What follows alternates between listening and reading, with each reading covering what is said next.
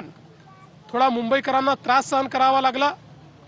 खरं म्हणजे त्या संदर्भात मुंबईकरांची दिलगिरी देखील मी व्यक्त करतो की जो काही त्रास त्यांना सहन करावा लागलाय, पण मला असं वाटतं की शेवटी एक चांगला निर्णय या ठिकाणी आपण घेतलाय। लक्ष ठेवून तुम्ही होता, रात्रंदिवस त्या ठिकाणी तुम्ही होतात, लक्ष ठेवून GR वेळेवरती आले आणि पूर्णपणे व्यवस्थित हे सगळं झालं आणि तुमच्या नावानं पुन्हा एकदा सांगता, तुमच्या नावानं झालं की मराठा समाजाला तुम्हीच न्याय देण्याचा प्रयत्न केला आणि सोशल मीडियावर सुद्धा तुमच्या नावानं हे येत आहेत की तुमच्याच हस्ते हे झालंय। अभिनंदन। बघा, मी एक गोष्ट सांगतो की सातत्याने राजकारणामध्ये टीकाही सहन करावी लागते आणि लोक तुमचं स्वागत देखील करतात।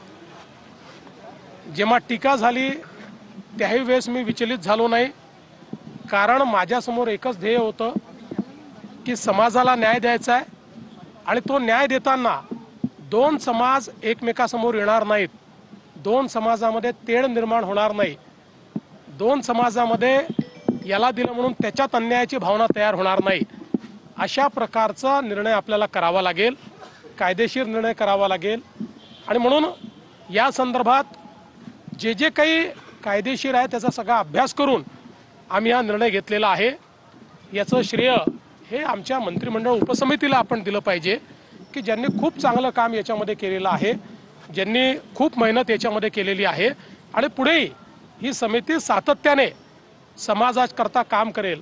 मी एक गोष्ट आपल्याला निश्चितपणे सांगतो, मला दोष दिले, शिव्या दिल्या तरीही मी समाजाकरता काम कालही करत होतो, आजही करतो आणि उद्याही करत राहील। मराठा समाज असो, OBC समाज असो की महाराष्ट्रातला कुठलाही समाज असो, प्रत्येक समाजाकरता काम करणं हे माझं मी कर्तव्य समजतो। त्या कर्तव्यात कधी शिव्या मिळतात, कधी तुम्हाला फुलांचे हार देखील मिळतात।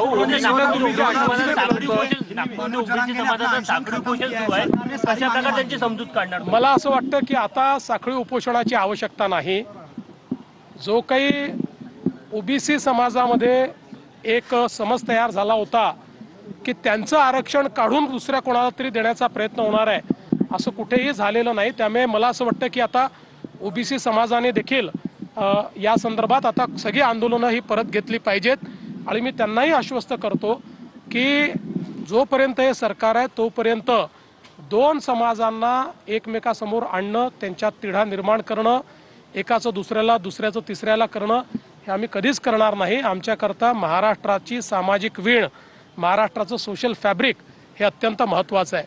या निमित्ताने मी खरं म्हणजे माझे जे सहकारी आहेत, दोन्ही उपमुख्यमंत्री माननीय श्री एकनाथराव शिंदेजी आणि माननीय श्री अजित पवारजी यांचेही आभार मानतो, कारण ज्यावेळेस आम्ही या संदर्भातले निर्णय घेतले त्यावेळेस त्या निर्णयामध्ये हे दोघंही पूर्णपणे माझ्या पाठीशी होते। त्यांनी पूर्ण समर्थन या संदर्भात आम्ही तिघांनी या मंत्रिमंडळ उपसमितीला दिलं होतं, त्यामुळे त्यांचेही मी आभार मानतो। आणि विशेषतः पोलीस प्रशासन असेल, महानगरपालिका प्रशासन असेल, याच्यावर खूप ताण पडला, भरपूर अडचणी त्याच्यामध्ये तयार झाल्यात, पण मला असं वाटतं की आता तोही ताण दूर झालेला आहे। माननीय उच्च न्यायालयाने देखील काही नाराजी व्यक्त केलेली आहे, सरकारच्या बद्दलही त्यांनी काही आम्हालाही सूचना केलेल्या आहेत, तर आम्हाला ज्या सूचना केल्या त्याचं आम्ही तंतोतंत पालन करू। आंदोलन करण्याची गरज पडणार नाही का? मराठा समाजाचा जे काही आरक्षणाचा प्रश्न होता तो सुटलेला का? आधी 10% आता त्यांची मागणी नाही, मला असं वाटतं की आता कोण काय करणार याच्याबद्दल तर मी बोलू शकत नाही, पण जे काही प्रश्न आहेत ते प्रश्न सोडवण्याचा आमचा प्रयत्न आहे। मराठा समाजाला जे जे देता येतील ते आम्ही यापूर्वी दिलं। आपल्याला कल्पना आहे, मी मुख्यमंत्री असताना पहिल्यांदा आपण आरक्षण दिलं, त्यानंतर मग त्याच्यामध्ये ते हायकोर्टात टिकलं, सुप्रीम कोर्टात टिकू शकलं नाही, परत शिंदे साहेब मुख्यमंत्री झाले तर आपण त्या ठिकाणी आरक्षण दिलेलं आहे। आपण आपल्याला कल्पना आहे की अण्णासाहेब पाटील आर्थिक विकास महामंडळ हे आपण सक्षम केलं आणि श्री नरेंद्र अण्णासाहेब पाटील यांना अध्यक्ष केलं। त्यांच्या नेतृत्वामध्ये 1.5 लाख मराठा तरुणांना आपण उद्योजक केले आहे, ते नोकरी मागणारे नाही, नोकरी देणारे झालेले आहेत। आपण सारथीची निर्मिती केली, सारथीमुळे आज IAS IPS किंवा MPSC मध्ये किंवा सगळ्या स्पर्धा परीक्षांमध्ये मराठा समाजाचा टक्का त्या ठिकाणी आपण वाढवलेला आहे, त्यांना चांगली त्या ठिकाणी एक प्रकारे वाव मिळतो आहे। शिक्षणामध्ये आपण शिष्यवृत्तीची योजना सुरू केल्यामुळे उच्च शिक्षण सोपं झालेलं आहे.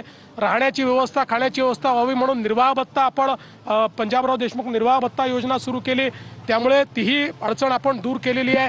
आणि यासोबत जी चांगली मुलं आहेत, ज्यांना परदेशात शिकण्याची इच्छा आहे, चांगले मार्क आहेत, पण पैसे नाही म्हणून शिकू शकत नाही, त्यांच्या परदेशी शिष्यवृत्तीची योजना देखील आपण सुरू केलेली आहे. त्यामुळे मला असं वाटतं की ज्या वेळी मराठा समाजाच्या हिताचे निर्णय घेण्याची वेळ आली, त्यावेळेस आम्हीच ते निर्णय घेतलेत, हे मात्र मी अधोरेखित करू इच्छितो. उपोषण सोडलेलं आहे.